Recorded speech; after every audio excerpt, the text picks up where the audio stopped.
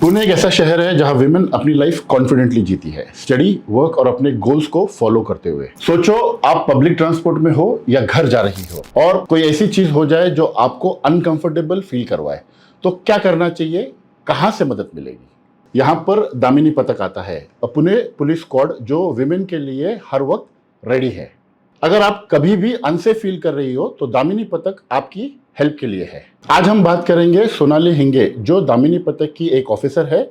वो बताएगी कि आपकी सेफ्टी कितनी इंपॉर्टेंट है और दामिनी पथक कैसे मदद कर सकता है। मैं एक रियल एस्टेट प्रोफेशनल हूं जो यूजुअली प्रॉपर्टी के बारे में वीडियोस बनाता हूं, लेकिन मुझे लगता है कि पुणे शहर और यहाँ की विमेन सेफ्टी के बारे में बात करना उतना ही जरूरी है। ये एपिसोड हर वुमेन के लिए है जो अपनी सेफ्टी को प्रायोरिटी देती है। Sonali ji, welcome. Thank you. Damini Pathak के बारे में बताइए। दामिनी पथक क्यों आया, किस लिए आया, कब आया, कैसे आया, क्या काम करता है, कैसा काम करता है, इसके बारे में बताइए। दिल्ली में जो घटना हुई थी रेप की, उसके बाद निर्भया पथक मुंबई में आ गया। मुंबई में स्टार्ट हुआ था। उसके बाद 1 साल में हमारे इधर पुणे शहर में कौन दामिनी से साल में पथक हुआ ये? 2015। वेरी गुड, मतलब अगले साल इसको 10 साल पूरे हो जाएंगे। हाँ, तो 2015 में दामिनी पथक आ गया पुणे में। दामिनी पथक का मेन उद्देश्य यही है कि जो लड़कियां हैं वो सेफ रहनी चाहिए। बिल्कुल। इसीलिए वो दामिनी के मार्फत हमारे पास पहुंचते हैं और उनका जो कोई प्रॉब्लम रहता है, बहुत सारी लड़कियां ऐसी कि वो माँ बाप से बात नहीं कर सकते या फ्रेंड्स से बात नहीं कर सकते, वो लड़कियां हमसे बात करती है। वही उद्देश्य था हमारे सीपी सर का कि हमारे इधर ही ऐसा दामिनी पथक हो। हमारे पुणे शहर में जो लड़कियां हैं, जो ज्येष्ठ नागरिक आहेत, सीनियर सिटीजन जो है, त्यांच्यापर्यंत हे दामिनी पथक पोहोचेल आणि उनको हमारी तरफ से हेल्प हो जाएगी। बिल्कुल। यही उद्देश्य है। और दामिनी जो नाम है, दामिनी का मतलब ही है कडकडणारी वीज, मराठी में कडकडणारी कडकडणारी वीज। तर हे दामिनी पथक असं आहे की जे महिलांपर्यंत पोहोचतं, ज्यांना विदिन 10 मिनट्स में हम उनको हेल्प आपका रिस्पॉन्स करते टाइम हैं। 10 मिनट का है। 10 मिनट में ही हम उनके पास पहुंचते हैं। हेल्पलाइन पे फोन करने के बाद हेल्पलाइन नंबर्स बता पाएंगे आप? हमारे हेल्पलाइन नंबर 112, ये पूरा ऑल ओवर इंडिया में है। ऑल इंडिया 112 हेल्पलाइन नंबर हाँ, है, वो 24 तास चालू 24 रहता है। आवर्स होता है। ठीक है। 1098 है, वो हेल्पलाइन वुमन हेल्पलाइन नंबर है। विमेन हेल्पलाइन 1098 1091 है, वो भी प्रोसेस में चालू है, अभी वो चालू हो जाएगा, अभी वो प्रोसेस में नंबर है। जी। 1930 ये साइबर का नंबर साइबर है। का नंबर है। ऐसे हमारे 4 ऐसे हेल्पलाइन आपके नंबर है। 4 हेल्पलाइन हो गए। इसके अलावा आपका एक व्हाट्सएप नंबर भी है। हाँ, सीपी सर का व्हाट्सएप नंबर है। जो कोई लड़कियां रहती है या वर्कर वुमन रहती है या ज्येष्ठ नागरिक रहते हैं जो हमसे बात नहीं कर सकते या सीपी सर से बात नहीं कर सकते या किसी से जो भी लड़की हो, विमेन हो, सीनियर सिटीजन हो, जो बात करने में कतराती है या डरती है या कुछ करती है, तो उनके लिए वो व्हाट्सएप नंबर दिया है ताकि वो कम से कम मैसेज करके इन्फॉर्म कर दे, लोकेशन शेयर कर दे या कुछ भी शेयर कर दे। यस, उसके लिए आपने व्हाट्सएप का भी प्रोविजन दिया है। इसीलिए तो हमारे सीपी सर ने वो नंबर निकाला है कि ऐसे जो कोई लड़कियां हैं कि जो किसी से बात नहीं कर सकते, वो सीधा हमारे व्हाट्सएप पे मैसेज कर सकते हैं और उनका किधर नाम भी नहीं आता वेरी है गुड, या उनको कोई तकलीफ भी नहीं होती, वेरी गुड। वो बता सकते हैं। ऐसा नहीं कि किसी को प्रॉब्लम है वही कर सकते हैं। अभी मुझे प्रॉब्लम है, मैं एक लड़की हूँ, मुझे प्रॉब्लम है, लेकिन मेरी फ्रेंड है, मैं नहीं बता सकती, मैं मेरे फ्रेंड से बता सकती, तो बिल्कुल। मेरी फ्रेंड मैसेज कर सकती है, तो उनको बिल्कुल। रिप्लाई आके वो मुझे हेल्प कर सकती है। बिल्कुल। दामिनी पथक जो है वो लड़कियों के लिए, वीमेन के लिए, सीनियर सिटीजन के लिए, कौन से एज ग्रुप से किस एज ग्रुप तक आप काम करते हैं? मैंने सर आपको पहले बताया कि जो शिशुगढ़ रहता है, छोटे यानी बच्चों से लेकर छोटे बच्चों से लेकर ज्येष्ठ नागरिक तक हम काम करते हैं। ऐसा नहीं कि सिर्फ 15-16 या 21-22 या नहीं, इसमें होता क्या है कि 14-15 से लेके 20-21 तक का एज ग्रुप के शायद प्रॉब्लम अलग होंगे, मुझे पता नहीं है। 20-21 से लेके ये उनका कॉलेज का जीवन, एजुकेशन जीवन हो गया। 20-21 से लेके 30 तक जो है ये जॉब वाला उनका लाइफ आता है, जॉब करेंगे या कोई कोर्स करेंगे या कुछ अलग कोई चीज़ करेंगे, ये उसका आ गया। 30 के बाद जो है मैरिड लाइफ है तकरीबन 45 तक, और हो सकता है कि 45 के ऊपर जो है इनके प्रॉब्लम्स अलग होंगे, हो सकता है। बराबर। तो आपका इसके अंदर जो रोल आता है दामिनी का, ये कौन से एज ग्रुप में ज़्यादा आता है या क्या होता है? मैं तो यही बोलना चाहूँगी, हम सभी एज ग्रुप में काम करते हैं। बिल्कुल। अभी जो शिशुगढ़ बोला मैंने, सीनियर केजी या अरे बाप रे। वहाँ से रहते 4 इयर्स से अब वो जो लड़के जी, लड़कियाँ जी, रहते जी, जी। उनको जाके हम गुड टच बैड टच सिखाते वेरी हैं। गुड। उनको गुड टच बैड टच मालूम होना चाहिए। बिल्कुल। और ये जो गुड टच बैड टच है ना, अभी हम जब से दामिनी पथक स्कूल में जा रहे हैं 2014 से 15 से, जो जो हमारा पीरियड चालू हो गया है, वहाँ स्कूल में से आप स्कूल में जाते हम हैं, स्कूल उसके में, बारे में कुछ हमारी बताइए। फर्स्ट प्रायोरिटी ही स्कूल है, उसके जी। बाद कॉलेज है, उसके बाद जो प्राइवेट लिमिटेड कंपनी है, आईटी कंपनी है। बिल्कुल यही एज ग्रुप की बात कर रहा था फर्स्ट मैं। प्रायोरिटी क्या हमारा होता है स्कूल कि ही आप रहती है। 4th 5th स्टैंडर्ड से आप स्कूल में जाते हैं, आप कॉलेज में जाते हैं, ये उनका एजुकेशन लाइफ हो गया।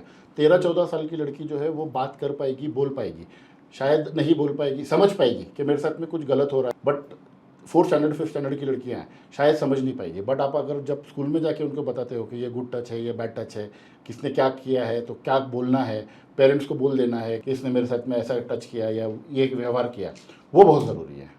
बराबर, वही हम सिखाते हैं ना उनको, गुड टच कौन सा होना चाहिए, बैड टच। जब हमें कुछ प्राइज मिलता है स्कूल में, जब हमारे पापा हमारे कंधे से या पीठ बालों थपथपाते से, हैं। हाँ, तो वो कौन सा टच है, तो वो गुड टच है। लेकिन वही स्पर्श, वही टच बाहर के कौन करते हैं, तो वो बैड टच है।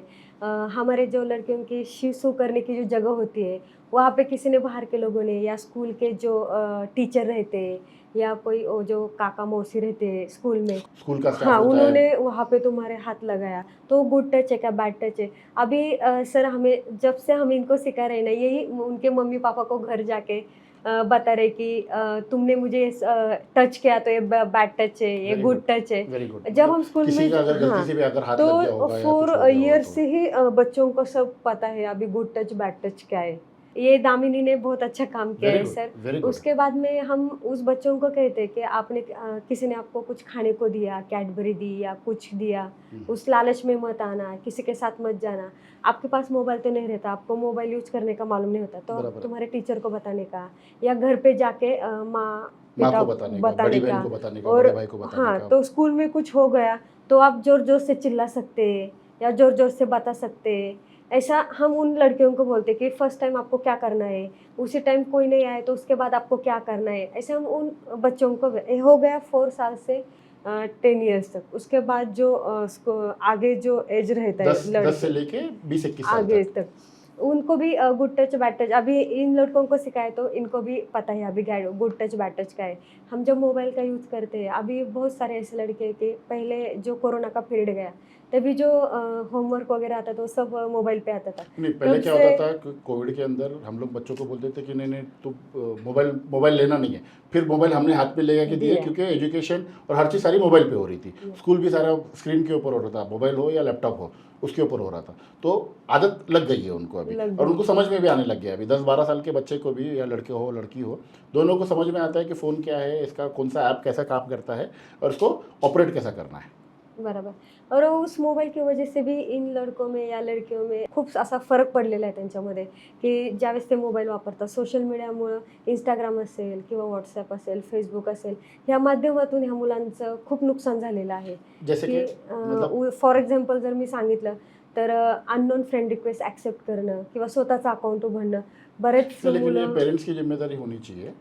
होनी चाहिए, हाँ, लेकिन क्योंकि अगर कोई आप बच्चे को मोबाइल हाथ में दे रहे हैं तो वो एक पर्पस के लिए दे रहे हैं। तो अगर उसका एज ग्रुप, कोई भी आप अगर फ़ोन भी अगर होगा या कोई भी ऐप होगा, अगर आपने उसके अंदर बच्चे का एज ग्रुप डाल दिया तो उसको वो अनवांटेड चीज़ें नहीं आएगी, और वो पेरेंट्स के जो फ़ोन से लिंक होता है उसके ऊपर उसका नोटिफिकेशन जाता है कि आपका बच्चा ये चीज़ देख रहा है, ये उसने नहीं देखना चाहिए।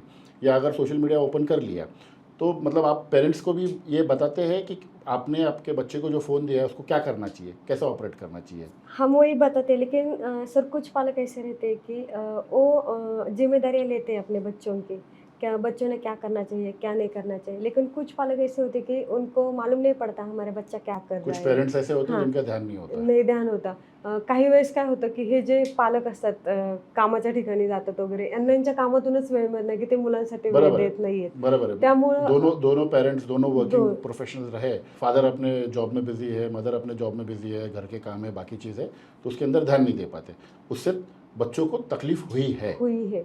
अच्छा, फिर उसके लिए क्या कर सकते हैं अपन? अभी तो स्कूल ने मोबाइल बंद किया है. अभी स्कूल में नहीं ला सकते ना, घर पे तो हाथ में होता ही है फ़ोन। हाँ, उनको है ना ऐसा टाइम पीरियड होना चाहिए कि कुछ घंटे बच्चों के स्क्रीन साथ टाइम डिसाइड होना चाहिए। बिताना चाहिए, अपने माँ बाप ने उनके साथ खेलना चाहिए.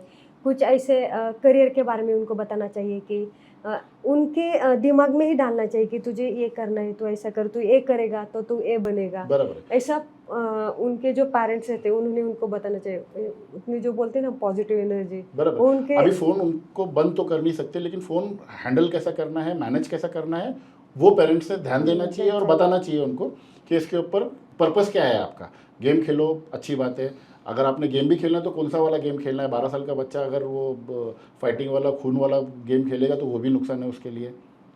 मैं तो यही बताऊंगी कि मोबाइल यूज नहीं किया तो भी चलेगा, नहीं अच्छा। करना चाहिए ना, क्यों करना चाहिए। अभी तो बराबर। उस साल के बच्चों को मोबाइल की कोई जरूरत नहीं है, बराबर है। 10-12 साल, 13 साल तक के नहीं चाहिए। बच्चों को ज़रूरत नहीं है। आपके हिसाब से कौन से एज ग्रुप के बाद बच्चे के हाथ में फ़ोन आना चाहिए? मैं मेरा एक खुद का फॉर एग्जांपल बताती हूँ। मेरे पास जब मैं जॉब लगी 24 में, तब मैं ट्रेनिंग करके आई, तब मेरे पास मोबाइल आया। उसके पहले मुझे मोबाइल की कोई ज़रूरत नहीं थी। बराबर, वो टाइम अलग था, आज का टाइम अलग है। अलग है। हो सकता है चीज़ें बदल गई है। ये हो गए तकरीबन छोटे बच्चों से लेके 12-13 साल तक के। उसके ऊपर का जो एज ग्रुप है उसके लिए क्या है, कैसा क्या करना चाहिए? जो आप बोलेंगे तो शायद सुनेंगे, समझेंगे कि आप क्या बोलने की कोशिश कर। इससे छोटा जो ग्रुप था उनके तो समझ ही नहीं आता है, बट एक अच्छी बात है कि आप जो दे रहे हो उनको वो ले पा रहे हैं, उसको वो समझ पा रहे हैं उस एज ग्रुप से। तो यहाँ पर आने तक मतलब एक 5 साल की बच्ची 15 साल की होने तक उसको काफ़ी कुछ मालूम रहेगा कि मुझे अपने आप को कैसा रखना है, और अगर किसी ने मेरे साथ में कुछ गलत किया तो क्या करना है मुझे। बट अभी जो 15 साल की बच्ची है उसने क्या करना चाहिए? 15 साल से जो एजुकेशन का जो ये रहता है उसका लाइफ रहेगा। हम जब स्कूल में जाते हैं तब हमारी एक जो बोलते हैं एक कार्यशाला रहती है। उसमें हम महिला सुरक्षित के बारे में उनको बताते हैं। हेल्पलाइन नंबर उनको पहला तो हम हेल्पलाइन नंबर देते हैं। बराबर है। आपके पास कोई नहीं, क्योंकि नंबर, आप जब स्कूल में भी जाते हैं तो आप 5th स्टैंडर्ड को अलग अप्रोच देते होंगे और 10th स्टैंडर्ड की बच्चियों को अलग उनके awareness दिमाग देते। से बिल्कुल उनका जो बिल्कुल, वही मैं समझने की हाँ, कोशिश कर रहा हूँ ताकि जो लोग वीडियो देख रहे हैं उनके भी समझ में आए, चाहे वो बच्चियाँ हो या उनके पेरेंट्स हो, कि दामिनी पथक का पर्पस क्या है एंड इसका उद्देश्य क्या है बराबर। या कैसा काम करता है। ये वही हमारा मकसद है। हमारी फर्स्ट प्रायोरिटी स्कूल रहती है। बिल्कुल जब हम स्कूल में जाते हैं, अभी 14 साल के जो आगे बच्चे लोग रहते हैं, उनको हम यही बताते हैं, उनको भी मालूम होना चाहिए कि उनको कोई त्यांना कोणी त्रास देत असेल उनको कोई अगर शाळेमध्ये, तकलीफ देता है। कोई तकलीफ दे रहा हो या किसी को कोई बोल रहा है या कुछ करने को कहा रहा है, तुम ऐसा करो, किसी को मत बताओ, मैं तुझे ये दूंगा, तो उससे दूर रहिए। आपको कुछ ऐसा लगा कि बाबा ये मुझसे अच्छी बात नहीं कर रहा है, ये अलग नहीं, ढंग आपने से बहुत अच्छी बात कर बताई रहा कि है। किसी को बताओ मत। ये बहुत बड़ी बात है कि बच्ची डर जाता है कि मेरे को इसने डरा दिया है कि मैं किसी को बताऊंगी तो मुझे प्रॉब्लम हो जाएगा। ऐसा बिल्कुल नहीं करना है। जब भी आपको लगा किसी अनजान आदमी ने ये बोला है कि मैं ये है, अगर किसी को बताया तो मैं ये करूँगा वो करूँगा, बिल्कुल डरना नहीं है। अपनी टीचर को, पेरेंट्स को, मदर को, फ्रेंड्स को बताना है कि मेरे साथ में ऐसा हुआ है और उन्होंने बोला है मुझे कि किसी को बताना नहीं। और कुछ बच्चे लोग ऐसे रहते हैं कि उनको कोई तकलीफ हो या कोई बोल रहा है तो बच्चे लोग बोलते नहीं, शांत रहते हैं। उसके बाद में उनके साथ कुछ भी हो सकता है। अभी बिल्कुल। लड़की ले तो उनको कोई भी टॉर्चर कर सकता है या कोई भी उनसे शारीरिक बातचीत बिल्कुल। भी कर सकता है, बिल्कुल वो कैसी भी हो सकती है। तब अभी हम जो दामिनी काम करते हैं, जब स्कूल में जाते हैं, अभी पूरे पुणे शहर में दामिनी काम कर रही है। बिल्कुल तो पूरे स्कूल के जो छोटे छोटे बच्चे लेके बड़े बड़े लड़कियों तक सब दामिनी को पहचानते हैं। हमें वो किधर मिले तो दामिनी दीदी बोलते हैं। Very good. अभी उनको कुछ लगा ना, वो उन्हें माँ बाप से बात नहीं करते या टीचर से नहीं, सीधा हमको कॉल करते हैं, हमको बताते हैं। हमारा नंबर उनके स्कूल में रहता है, वो प्रिंट आउट करके रखा है हमारा नंबर, हेल्पलाइन नंबर स्कूल में, सब कॉलेज में। Very good. किसी को प्रॉब्लम रहेगा ना तो हमको कॉल करते हैं। उनका क्या नाम हम किधर आने नहीं देते, लेकिन उनको हेल्प कर सकते हैं कि वो ताकि उस प्रॉब्लम से बाहर निकल सके, उनसे एक अच्छा काम हो सके, और दामिनी उनके हेल्प के लिए बिल्कुल वहाँ पे खड़ी हो जाती है। बिल्कुल। स्कूल की ज़िंदगी का प्रॉब्लम अलग होगा। जब बच्ची कॉलेज में आती है तो उसकी तकलीफ़ें बढ़ जाती है या अलग हो जाती है। ईव टीजिंग हो जाएगा, लड़के छेड़ रहे हैं, हॉस्टल में कोई रहती है, और पुनः वैसे भी शिक्षणाचं माहेरघर उसको बोला जाता है। बाहर से भी बच्चे आती है पढ़ने के लिए, उनके क्या प्रॉब्लम होता है या उनके लिए क्या आप कर सकते हैं? अभी ये दामिनी पथक का ही उद्देश्य है कि पुणे शहर में जितने लड़कियां हैं, जितने लड़के हैं, उनको हेल्प करना। बिल्कुल। ये हमारा बिल्कुल आमचं हे पहिलंच कर्तव्य आहे बरोबर आहे. की आम्हाला ते करायचंच आहे. बराबर है। जब उनको कोई प्रॉब्लम है था, अभी आप बोले बस स्टॉप में या किसी को छेड़ रहा है, तो हमारा जो कनेक्शन है लोगों से वो इतना है ना कि अभी हम इधर बैठे, कुछ आजू बाजू में कुछ घटना घट रही है, जी। तो वहाँ से हमें कॉल आता है, मैम इधर ऐसा ऐसा चल रहा है, तो Very विद इन 10 सेकंड में हम उधर पहुँच सकते हैं। रिपोर्टिंग बढ़ गया है बढ़ आपका। गया। उसके वजह से क्या होता है, जो कुछ होने वाला है वो रुकता है वहाँ पे, बिल्कुल, कुछ होता नहीं। बिल्कुल। बस स्टॉप पे ही हमारे नंबर है दामिनी के, वहाँ पे नंबर लिखे हैं, तो कोई प्रॉब्लम रहेगा किसी को तो वो तुरंत हमें कॉल करते हैं, दामिनी good. इधर ऐसा ऐसा चालू Very है, तो हम वहाँ पे पहुँच सकते हैं। Very good. और वो जो कॉलेजेस के बाहर कॉलेज में कुछ प्रॉब्लम होता है तो, क्योंकि नॉर्मली देखा है कि गर्ल्स कॉलेज भी रहेगा तो भी कॉलेज के बाहर लड़के आके रुकते हैं, हॉस्टल्स के बाहर आके रुकते हैं, वहाँ से कुछ छेड़खानी होती है या कुछ कभी ईव टीजिंग होती है या कभी कुछ हो जाता है। जब से हमारा काम चालू हुआ है सर, मैं वो आपको बताऊंगी और वो मुझे अब बताना ही है आपको। जब कॉलेज का जो कैंपस रहता है, गेट के बाहर जो कुछ बाहर क्या बोल रहे लड़के आके रोड रोमियो जैसा या कुछ हो बिल्कुल। ऐसा कर सकते हैं। हमारी पेट्रोलिंग ही इतनी रहती है ना, ऐसे लोग उधर रुकते ही नहीं है, क्योंकि हमें जो हमारा जो रिपोर्टिंग रहता है, हमारा एक ग्रुप रहता है सर, हमारे एसीपी सर भी है उसमें, सब ऑफिसर्स लोग हैं। हमारा लोकेशन, हम किधर खड़े, फोटो एक एक घंटे में हमारा फोटो और लोकेशन वहाँ पे जाता है। ओके इसीलिए जो हमारा एरिया है वो छोड़ के हम किधर नहीं जाते, ओके इसीलिए हमारे एरिया में ऐसा कुछ होता नहीं। अगर होगा तो हम उधर वो रुकाते हैं, किसी को प्रॉब्लम नहीं होनी चाहिए, यही नहीं, मेरे हमारा। हिसाब से तो किसी की कुछ करने की हिम्मत भी नहीं होनी चाहिए, कोशिश तो ये रहनी चाहिए, क्योंकि पहले ये होता था। पूना लड़कियों के लिए, विमेंस के लिए बहुत सेफ है और इसको सेफ रखने की जिम्मेदारी आप लोग ले रहे हो, बहुत बड़ी बात है। तो आप सिर्फ गवर्नमेंट स्कूल्स में जाते हैं, कॉलेजेस में जाते हैं या प्राइवेट स्कूल्स में भी जाते हैं? ऐसा कुछ नहीं, गवर्नमेंट या प्राइवेट, प्राइवेट से लेके गवर्नमेंट तक सब स्कूल में हम जाते हैं। पूना शहर के सब स्कूल्स सब में आप ऐसा जाते एक ही स्कूल नहीं कि जो हमने छोड़ा है वहाँ जाने को। Okay okay. सब स्कूल ऐसे में जाते दामिनी पथक में कितने लोग होंगे आप जैसे? पहले 44 थे, अभी उसकी संख्या बढ़ा दी गई है। ओके क्योंकि जब से हमारे पुणे शहर के जोन बढ़ा गए, बिल्कुल। ज़्यादा पुलिस स्टेशन हो गए, बिल्कुल। और 1 पुलिस स्टेशन के अंदर 4 दामिनी। तो ऐसे ऐसे काम कितने पुलिस करते। स्टेशन है पूना में? पूरा पुणे में एक जोन के अंदर 6 या 7 पुलिस स्टेशन आते हैं। ओके। सब एक पुलिस स्टेशन के अंदर 4 दामिनी काम करते 4 हैं, दामिनी दामिनी करते 1 दामिनी 2 दामिनी 1 दामिनी 2 2। ऐसे टोटल तकरीबन 80-90 हाँ, दामिनीज आप जैसे अभी है। तो सारे पूना के स्कूल को, कॉलेज को कवर करने के लिए आप सिर्फ अकेले करते हैं या कोई एनजीओ वगैरह आपके साथ में हेल्प करता है? हम तो काम करते हैं दामिनी का, लेकिन जब हम उनको बताते हैं, ओरली बताते हैं, जो कार्यशाला लेते हैं स्कूल में जाके, बिल्कुल, गुड बिल्कुल। टच बैड टच से लेके महिला सुरक्षिता, समझ रहा हूँ, बिल्कुल। इस तक हम काम करते हैं। लेकिन जब उनको प्रॅक्टिकली बताना पड़ता है, जब हम ओरली बोलते हैं उसके त्याच्यापेक्षा तुम्ही प्रॅक्टिकली जेवढं सांगाल तेवढं समोरच्याला ते प्रैक्टिकली कैसा? प्रैक्टिकली अभी एक मुस्कान कमेटी है पूना में, जी, जो लड़कियों से या जो महिलाएं रहती हैं उनके लिए बहुत हेल्प करती है, एनजीओ है। एनजीओ। हम्म। तो मुस्कान कमेटी हमारे साथ आती है, जी। पथनाट्य द्वारा उनको हम वेरी गुड, बताते हैं। Very good. जब हम स्कूल में गए या 6 ईयर्स से आगे, 10 ईयर्स जी। तो गुड टच बैड टच जो रहता है, हम्म। तब उसमें एक छोटा सा एक पथनाट्य एक्ट करके बताते हैं आप। बताते हैं कि एक्ट गुड करके टच बताते बैड हैं। टच क्या है। Very good, very good. जो बड़े लड़के रहते हैं, हम्म। तो एखादी हम बोलते हैं छेड़छाड़ होती है, हम्म। वो कैसी होती है, तब हमें वो कैसे रुकाना है, डिफेंस उसके मैकेनिज्म बारे कैसा में, कर सकते हाँ। हैं, क्या कर तो सकते हैं, ऐसे एक मुस्कान कमेटी जो एक्ट के द्वारा बताती आपके है। साथ में आती है। अभी जो दूसरी है वो अलियान डिफेंस बोल के एक है जो जी। हमारे साथ है, हम जब जब उनको बुलाते हैं तब वो आते हैं हमारे साथ। Very good. अभी कॉलेज की जो लड़की है, जब वो रिक्शा से या बस से प्रवास करती है या बाइक से प्रवास करती है, तो डिफेंस कैसा करना चाहिए। सब मार्शल आर्ट नहीं रहते, बिल्कुल सभी जिम नहीं जाते, बिल्कुल कोई वजन नहीं उठाता। बिल्कुल। तो फिर जब हमारे पास जो बैग रहती है कैरी, तो उस बैग में हम क्या रख सकते हैं। क्या रख सकते हैं हाँ, आप तो अगर बता हम देंगे? परफ्यूम की बॉटल परफ्यूम जो की हम बॉटल। डेली यूज करते हैं, जी। या जब हम कुछ फ्रूट्स वगैरह खाते हैं तो साथ में रखते हैं, तो उसके लिए एक छोटा सा एक हमारा नहीं, चाकू वही वगैरह। है कि हाँ, आप मतलब जो लड़कियां देख रही है या जो पेरेंट्स देख रहे हैं, जिनकी लड़कियां हैं जो कॉलेज जाती है, स्कूल जाती है, उन्होंने अपने साथ में डिफेंस के लिए क्या कैरी करना चाहिए, उसके बारे में कुछ बताइए।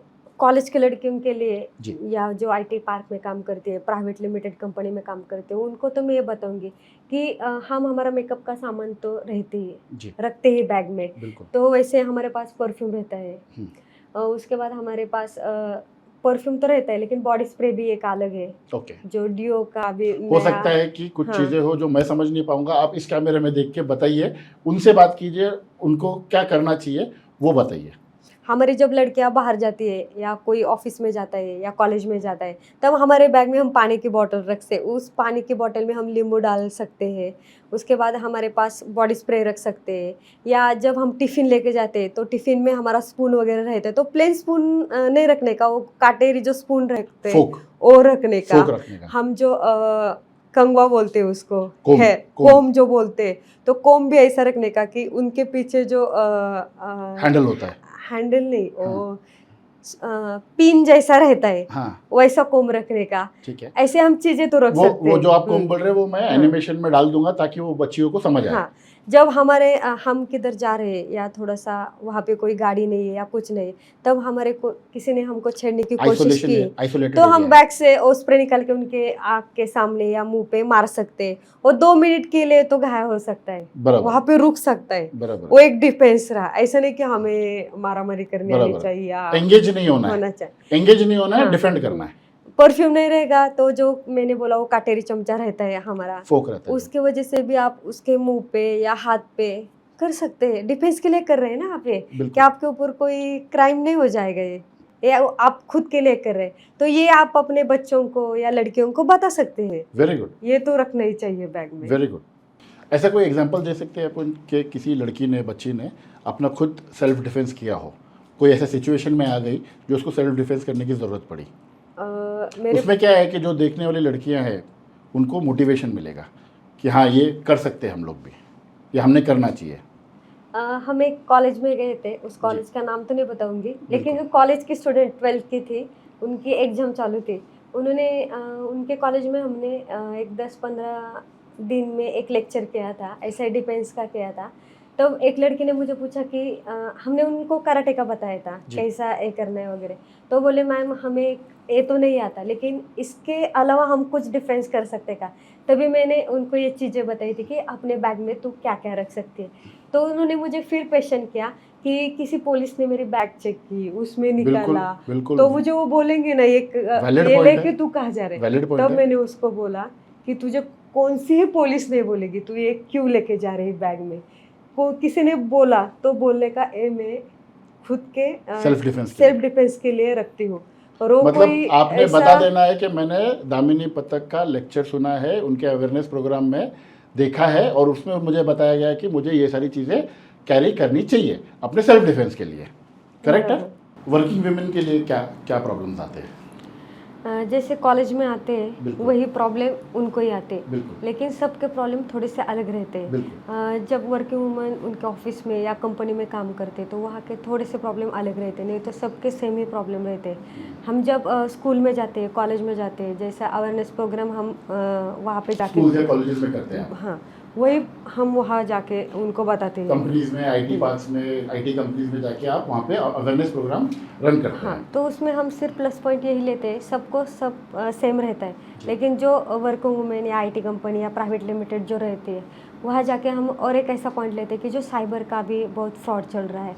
तो इसमें ज़्यादा के ज़्यादा जो लोग रहते हैं वो एजुकेटेड, और आईटी पार्क में से ज़्यादा लोग हैं कि उनके साथ ही साइबर फ्रॉड वगैरह होता है। तो इनको हम बोलते हैं कि आप उसके बारे में क्या कर सकते हैं, क्या नहीं, कुछ ऐसा प्रॉब्लम हुआ है तो आप किस नंबर पे कॉल कर सकते हैं या साइबर ऐसा- फ्रॉड के लिए। या तो कोई प्रॉब्लम रहेगा तो हमें भी कॉल कर सकते हैं, बिल्कुल, तो हम बिल्कुल। भी और आपको साइबर फ्रॉड किसके साथ में भी हो सकता है, आपके किसके साथ में भी भी हो साथ सकता है, हो मेरे सकता साथ है, में भी हो किसी सकता पे है। अवेयर रहना बहुत ज़रूरी है। जरूरी है। बिल्कुल।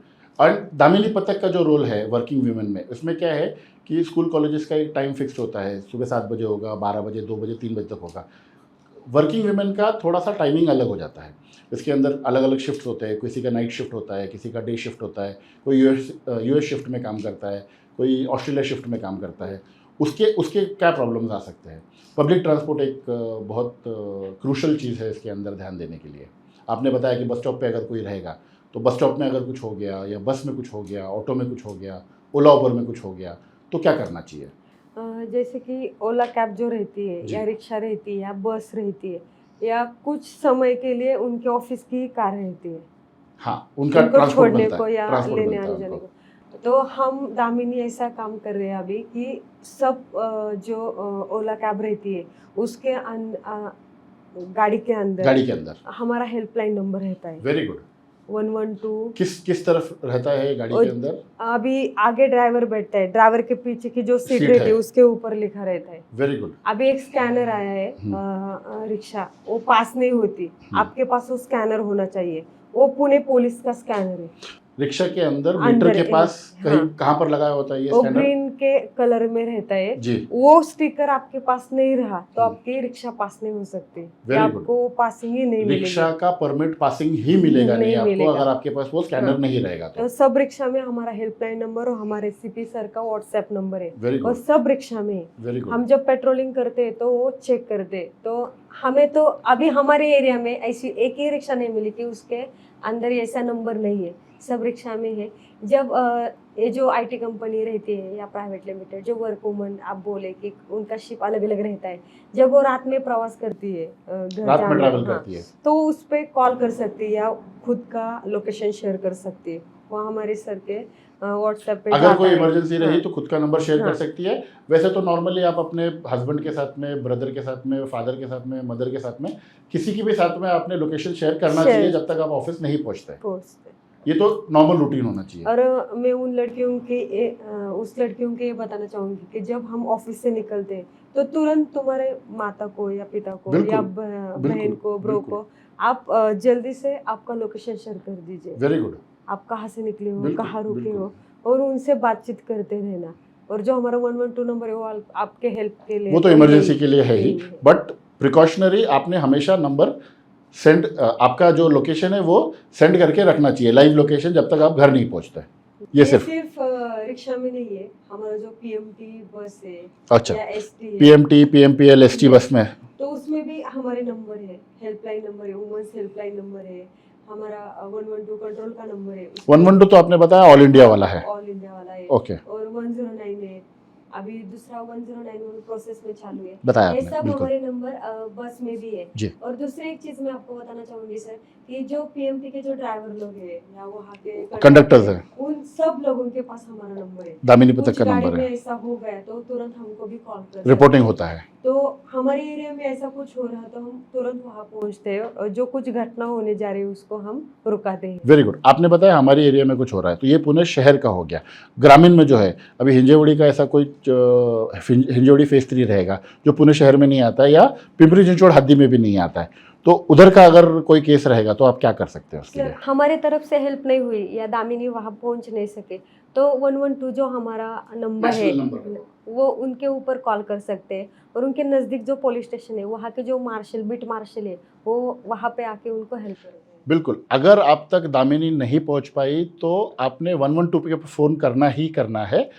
अगर कोई पहुंच नहीं पाएगा तो कम से कम आपको बता पाएगा उस सिचुएशन में आपने क्या प्रिकॉशन लेना है या क्या एक्शन लेना है।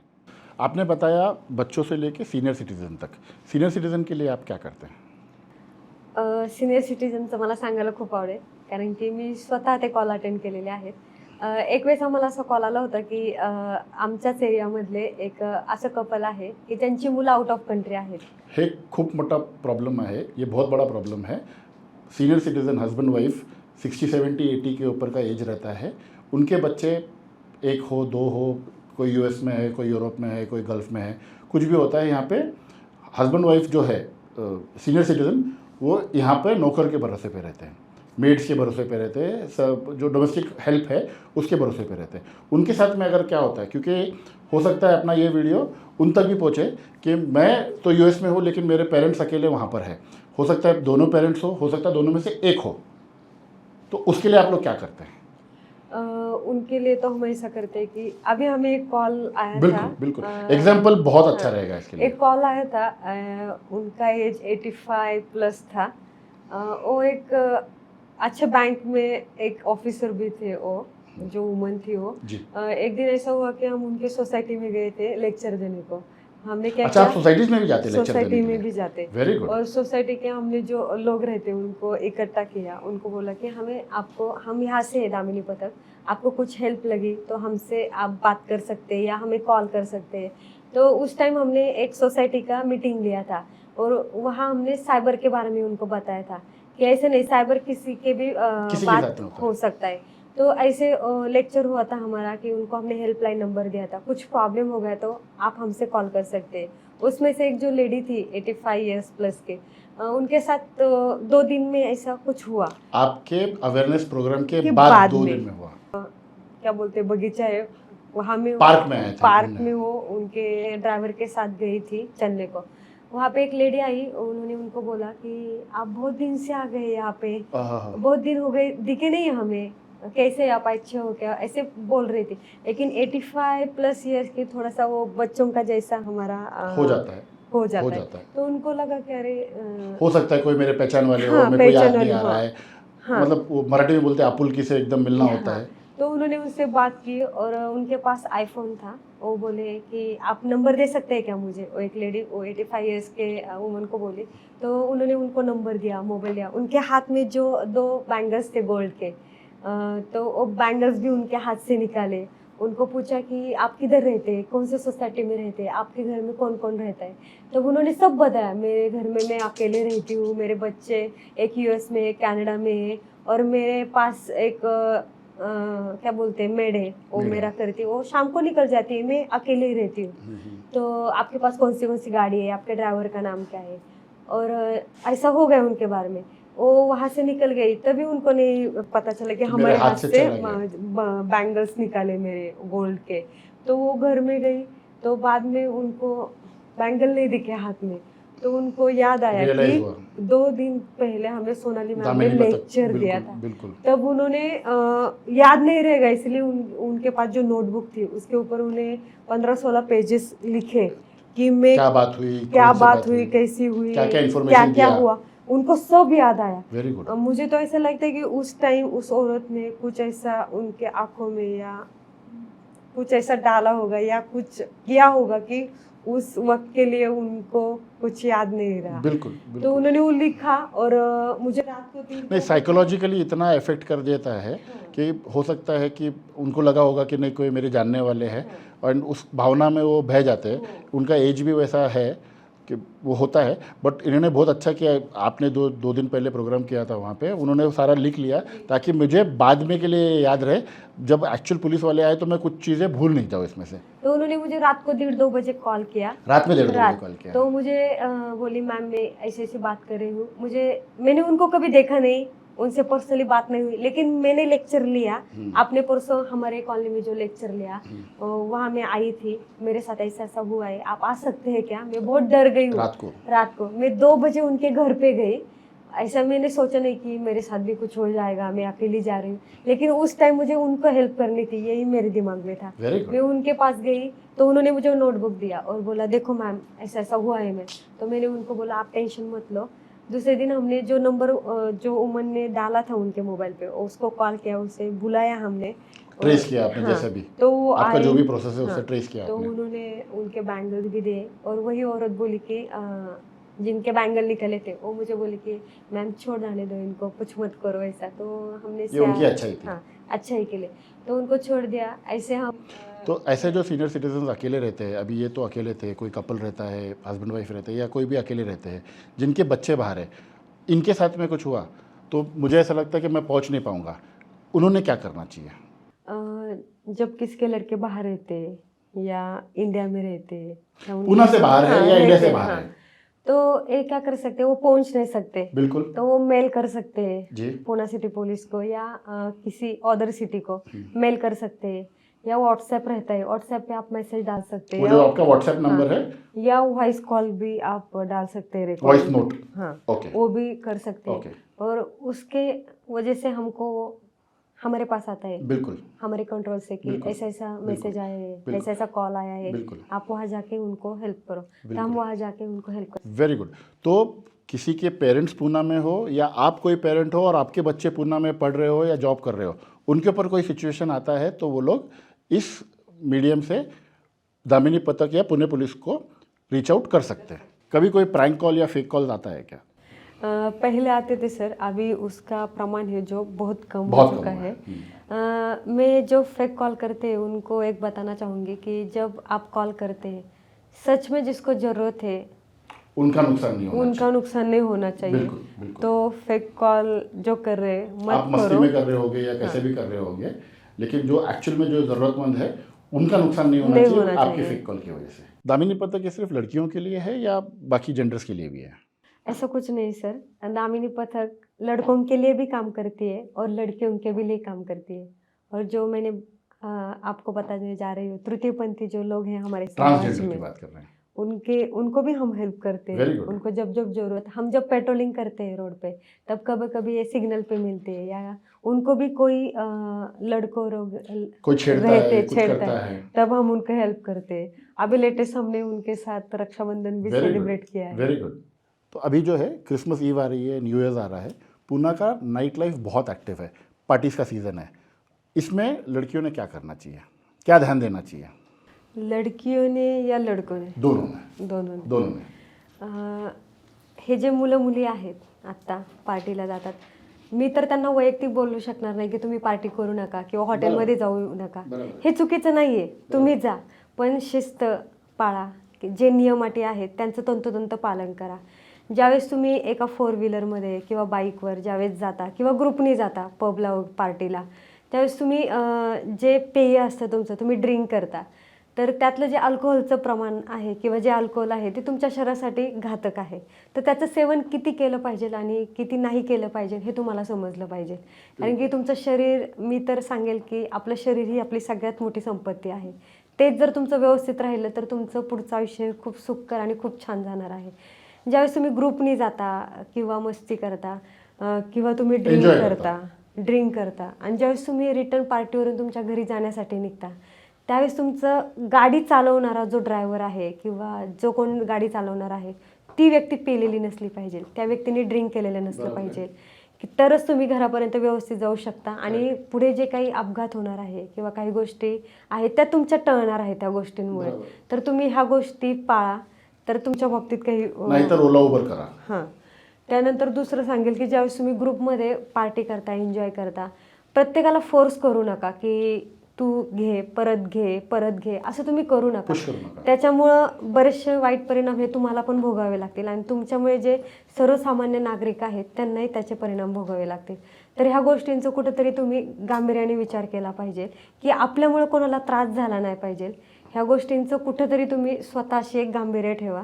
आणि सगळ्यात शेवटी मी त्यांना एक मूलमंत्र देईल की आपण नेहमी स्वतःची काळजी घेण्याबरोबर पुणे पोलिसांना किंवा इतर जे पोलीस आहेत आपल्या महाराष्ट्रामध्ये, त्यांना एक मदत म्हणून किंवा एक त्यांच्यासोबत राहण्यासाठी किंवा त्यांच्यासोबत काम करण्यासाठी तुम्ही त्यांना एक मदतीचा हात पुढे करा की तुमच्याकडून अशा कुठल्या गोष्टी होणार नाही की जेणेकरून पोलिसांना पण त्यांचं काम करताना किंवा कुठल्या गोष्टी करताना त्रास होईल. कारण की ते पण आज तुमच्यासाठी 24 तास रस्त्यावरती उभे असतात.